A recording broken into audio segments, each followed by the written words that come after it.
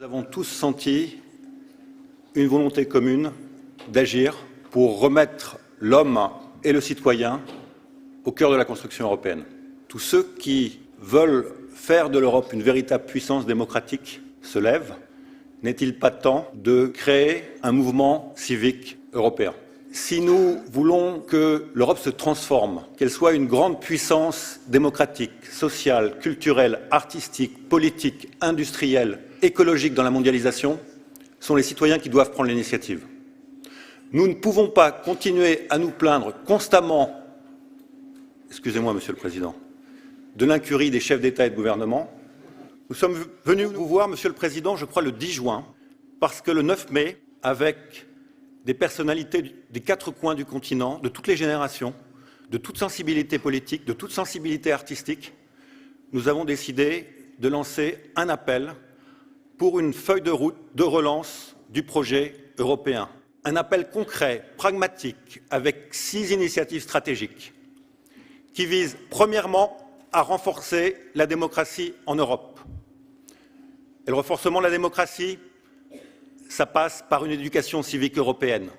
Car comment se penser européen quand il n'existe pas un socle d'éducation civique commun ? Je suis interpellé comme citoyen européen, mais aussi, si j'ai bien compris, comme président de la République française.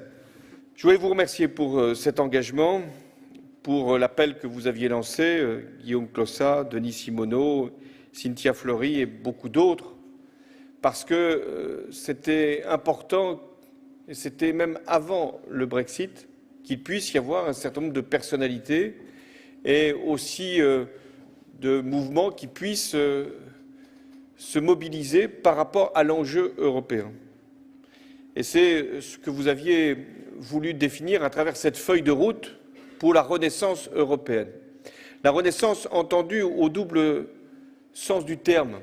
Renaissance parce que nous voyons bien qu'il faut repartir, aller de l'avant, mais renaissance aussi parce qu'il n'y aura pas d'Europe s'il n'y a pas aussi création culturelle, émancipation, s'il n'y a pas un moment aussi où, bien plus que ceux qui pensent s'intéresser à la politique, mais qui ont envie de participer à une culture commune, se mobilisent.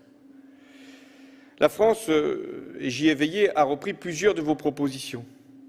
Et le président de la Commission européenne également, et c'était très important qu'il puisse, dans le discours devant le Parlement européen, définir cette feuille de route. La démocratie, ça passe aussi par des débats véritablement européens. Nos élections européennes ne sont pas aujourd'hui des élections européennes, ce sont des élections plurinationales. Et notre proposition, aujourd'hui, c'est de profiter du départ de nos amis britanniques pour créer une circonscription européenne avec des listes transnationales qui fassent que les prochaines élections européennes soient véritablement des élections européennes et pas une combinaison de débats nationaux. Les chefs d'État et de gouvernement ont une responsabilité. Mais vous savez que le Conseil européen décide à l'unanimité. Et c'est ce qui d'ailleurs fait sa lourdeur, sa lenteur. La Commission européenne, elle, peut donner une impulsion, mais elle n'a pas la capacité pour décider à la place du Parlement européen et du Conseil européen. Le Parlement européen, et vous l'avez dit, souffre non pas d'un défaut de légitimité, tous les parlementaires sont élus au suffrage universel, mais les opinions publiques n'ont pas été formées par rapport à un enjeu européen, même s'il y a eu un progrès. Donc il faut créer un mouvement qui ne passe pas par un changement institutionnel, mais par une conviction très forte qui doit être portée pour que nous soyons plus libres, pour que nous soyons plus fiers, pour que nous soyons plus grands ensemble. Et c'est davantage sur les grandes questions politiques que l'Europe arrivera à convaincre. Notre deuxième initiative stratégique, elle concerne la sécurité. Elle fait écho à votre engagement de ces derniers mois. La sécurité est la condition de l'exercice de la liberté. La sécurité n'est pas devant la liberté, la sécurité conditionne son exercice. Il est urgent que les Européens, les États membres respectent leurs engagements en matière de sécurité, en matière de coopération judiciaire, pour que l'Europe soit en mesure de prouver son efficacité. Il est urgent que nous nous dotions de frontières communes. Il est urgent aussi, dans un monde où l'Amérique s'éloigne, que nous nous dotions d'une défense commune et d'une autonomie en matière de défense. C'est pourquoi nous avons préconisé le développement immédiat d'une capacité de recherche et développement qui préfigure une armée européenne. Aujourd'hui, je suis conscient que le service le plus éminent que la France peut rendre à l'Europe, c'est de contribuer à bâtir des éléments communs de défense et de sécurité. Troisième initiative concerne les migrants et les réfugiés. Comment peut-on être en mesure de définir une stratégie de migration et de gestion des réfugiés quand on ne partage pas une vision commune des défis à court, moyen et long terme? C'est tout l'enjeu d'une future politique des migrants et des réfugiés, qui sont deux sujets très différents, mais je me permets toutefois de les associer. Alors commençons à protéger les frontières, si nous voulons éviter que ne se rétablissent des frontières intérieures. Et nous avons bien vu que c'était devant la question des réfugiés que nous devions nous mettre sérieusement au travail. Les frontières extérieures protégées, ça veut dire des gardes-frontières et des gardes-côtes européens, des moyens européens pour assurer cette sécurité. Et on ne peut pas transférer cela sur les pays qui ont, par la géographie, la responsabilité d'accueillir les réfugiés et les migrants, et qui n'en peuvent plus. Donc il faut absolument qu'il y ait cet engagement, que l'Europe mette tous les moyens nécessaires. Notre quatrième initiative concerne le développement économique et social. Il est urgent de relancer l'investissement en Europe. Il faut un doublement du plan Juncker. Il faut surtout que les investissements d'avenir ciblent les bonnes technologies, les bonnes industries et de la bonne manière, ce qui n'est pas forcément le cas aujourd'hui. Nous préconisons de cibler les investissements dans les technologies clés d'avenir où les Européens sont leaders. C'est la condition pour inventer les emplois de demain, c'est la condition aussi pour reprendre le leadership en matière industrielle. La deuxième priorité pour l'Europe, qui est également contenue dans votre feuille de route, c'est la croissance et l'emploi. Là encore, les politiques économiques relèvent des États et des nations. Mais nous savons que nous avons besoin d'une gouvernance commune. Nous avons besoin que la zone euro se dote d'un budget. Nous avons besoin qu'il y ait une capacité d'investissement et d'emprunt. Et nous avons aussi la nécessité de faire relancer les pays qui sont en excédent, quand les pays qui sont en déficit doivent continuer à faire des efforts de compétitivité et de réduction de leur dette. Mais nous devons aussi penser que l'impulsion ne peut pas venir simplement de la Banque centrale européenne. D'ailleurs, curieux paradoxe. Pendant des années, il n'y avait pas de mots assez forts pour dénoncer la politique de la Banque centrale européenne, et maintenant nous nous sommes remis à son bon vouloir. Elle fait ce qu'elle peut, elle fait ce qu'elle doit, elle inonde de liquidités. Mais si les États et si l'Europe ne prennent pas eux aussi leurs responsabilités, la croissance ne pourra pas repartir autant qu'il est nécessaire. Notre cinquième initiative concerne l'eurozone. L'eurozone ne peut pas être une machine à créer des inégalités. L'eurozone doit mettre la solidarité et l'efficacité à son cœur. Il faut adapter le mécanisme de stabilité. Il faut qu'il puisse répondre à des chocs asymétriques. Mais il faut aussi finaliser, achever l'union bancaire. Parce que sinon, nous risquons à court terme une véritable crise financière auquel ni les Européens ni le monde ne sont prêts. Vous avez parlé d'appartenance. C'est sans doute le mot qui convient, l'appartenance européenne. La question, c'est de savoir si l'Europe se considère comme une puissance. Le mot peut faire peur.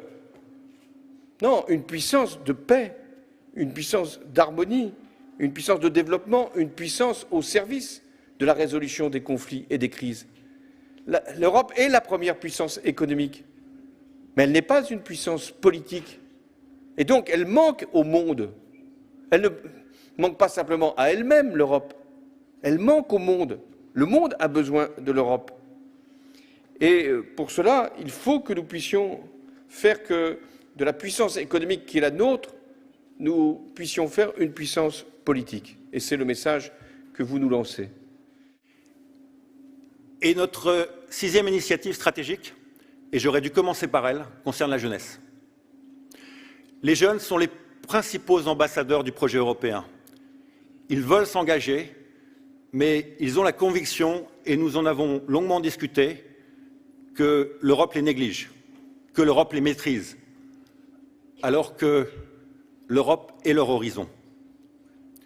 Nous souhaitons démocratiser Erasmus. Nous souhaitons un Erasmus des collégiens. Nous souhaitons un Erasmus des apprentis. Nous souhaitons un Erasmus des associations. Nous souhaitons un Erasmus pour tous. Et donc, nous devons faire que la mobilité puisse être un principe. D'où l'importance que nous devons attacher à la libre circulation des personnes. Et à cet égard, je reprends toutes les propositions que vous faites sur l'Erasmus pour les collégiens, les lycéens, bref, tout jeune devrait pouvoir connaître un programme de mobilité. Donc la découverte du monde, la rencontre avec le monde, avec l'Europe, mais avec son propre pays, c'est essentiel pour la démocratie et pour la liberté. Donc la mobilité, ce n'est pas simplement un droit que l'on viendrait donner aux jeunes parce qu'on se dit les jeunes aiment les voyages. C'est parce que c'est ce qui va faire que l'Europe pourra exister, se connaître, se partager. Ces 6 initiatives sont concrètes, elles sont pragmatiques, elles peuvent très largement être mises en œuvre dans le cadre du traité de Lisbonne, qui n'a pas besoin d'être modifié à court terme. Bien sûr, le moment venu, il faudra adapter les institutions parce que nous devons renforcer notre capacité de décision, mais l'urgent, c'est de reconnecter, de nous réconcilier, de gagner une bataille majeure, la bataille de l'adhésion des citoyens au projet européen. Chez beaucoup de jeunes, et pas simplement dans les catégories populaires, comme on le dit souvent, mais chez beaucoup de jeunes, il y a l'idée que l'Europe, ce serait une vieille idée, qu'aujourd'hui c'est le monde qui doit l'emporter, et que l'avenir ne passe pas nécessairement par cette histoire-là. Eh bien si. Ce qui supposerait d'ailleurs que partout où on est dans le monde, on puisse défendre le drapeau européen, et pas simplement son propre pays. Voilà pourquoi je vous appelle, moi aussi, à mon tour, sans fuir devant ma responsabilité. Moi, jusqu'au mois de mai 2017, je ne peux pas m'engager pour plus tard, mais jusqu'au mois de mai 2017, je vous le dis, je continuerai à faire en sorte que les initiatives que vous avez lancées, que l'espoir que vous portez, puissent se traduire dans des décisions du Conseil européen. Faites en sorte de mobiliser toutes les consciences. Plus que jamais, nous en avons besoin. Merci. Nous lancerons, à partir de cette première convention de Paris, une convention à Bratislava en décembre, une autre à Berlin en janvier, une troisième à Rome en février, une quatrième à Bruxelles en mars. Voilà notre engagement. Maintenant, ce que nous croyons, c'est que dans l'époque dans laquelle nous vivons, chacun est potentiellement un homme et une femme politiques détenteurs du destin de son pays, du destin de l'Union, du destin de la démocratie. Et j'invite chacun à prendre ses responsabilités. Merci.